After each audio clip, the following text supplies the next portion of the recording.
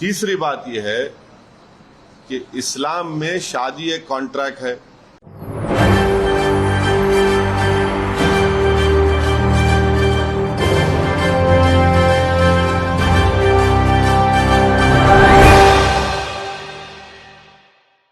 नमस्कार, SBN news देख रहे हैं आप। आपके साथ मैं हूं Mansi Jaiswal.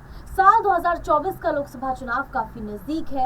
Uniform civil code का मुद्दा लगातार गर्माता हुआ नजर आ रहा है। प्रधानमंत्री नरेंद्र मोदी चाहते हैं कि यूनिफॉर्म सिविल कोड देश में लागू हो जाए, यानी कि समान नागरिक कानून पूरे देश में लागू होना चाहिए। वहीं तमाम विपक्षी पार्टियां लगातार इस कानून का विरोध कर रही हैं।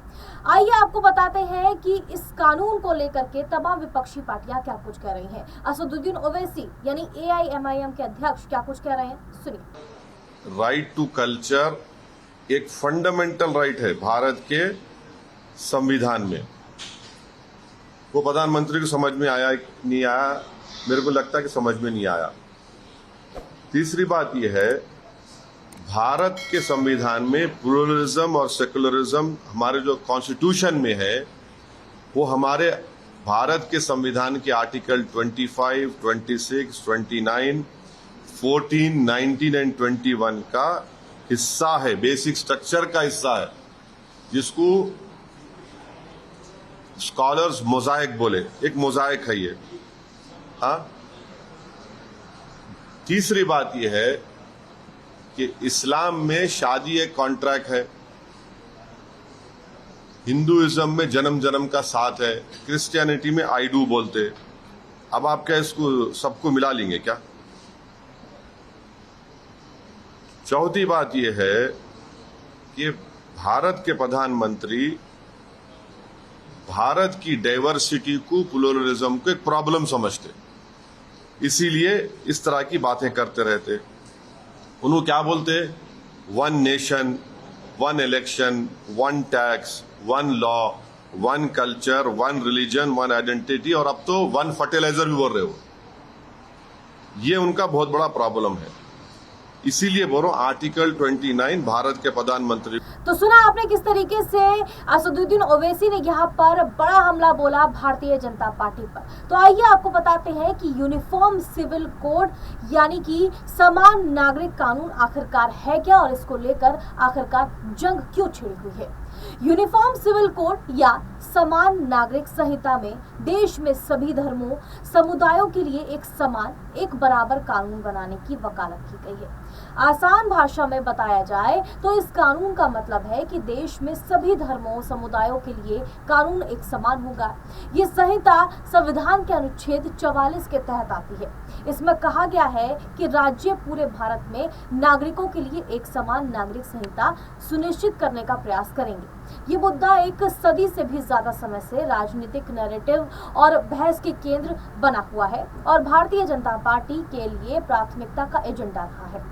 भाजपा 2014 में सरकार बनने से ही UCC को संसद में कानून बनाने पर जोर दे रही है।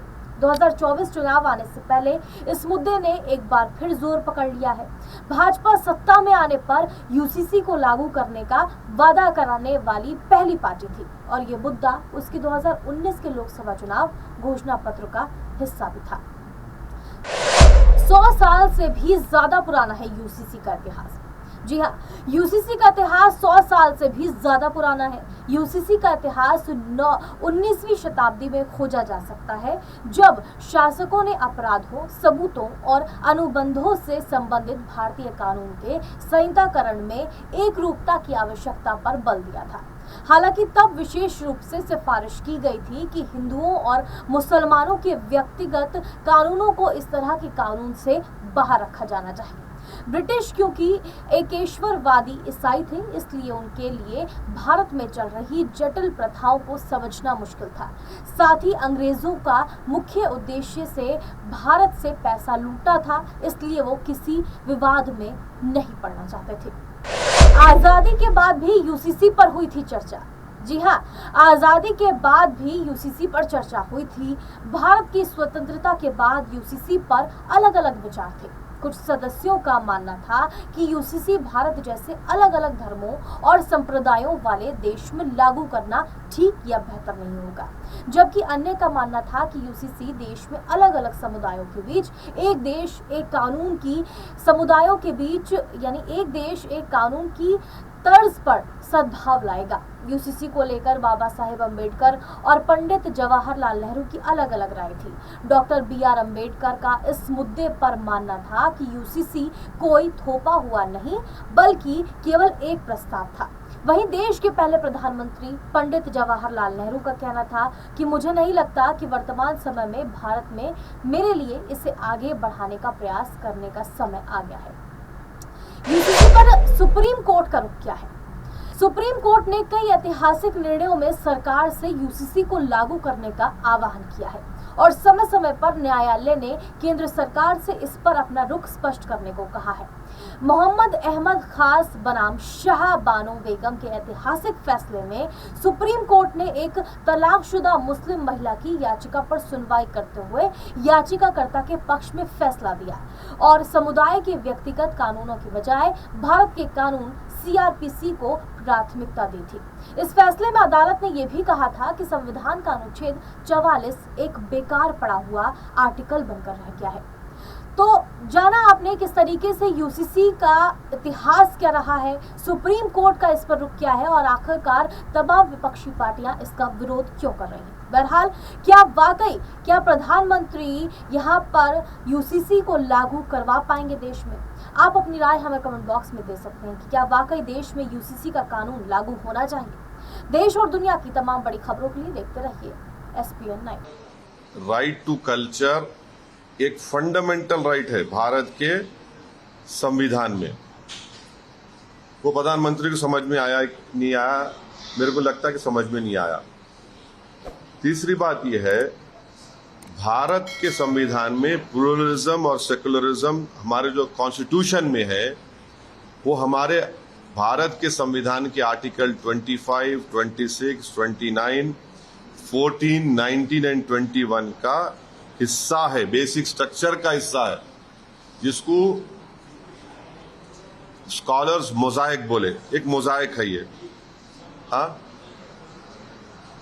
तीसरी बात यह है कि इस्लाम में शादी एक कॉन्ट्रैक्ट है, हिंदुइज्म में जन्म जन्म का साथ है, क्रिश्चियनिटी में आई डू बोलते। अब आप क्या इसको सबको मिला लेंगे क्या? चौथी बात यह है कि भारत के प्रधानमंत्री भारत की डाइवर्सिटी को, प्लुरलिज्म को एक प्रॉब्लम समझते, इसीलिए इस तरह की बातें करते रहते। उन्होंने क्या बोलते? 1 nation, 1 election, 1 tax, 1 law, 1 culture, 1 religion, 1 identity, और अब तो 1 फर्टिलाइजर भी बोल रहे हो। ये उनका बहुत बड़ा प्रॉब्लम है। इसीलिए बोल रहा हूं, आर्टिकल 29 भारत के प्रधानमंत्री को समझ में नहीं आता।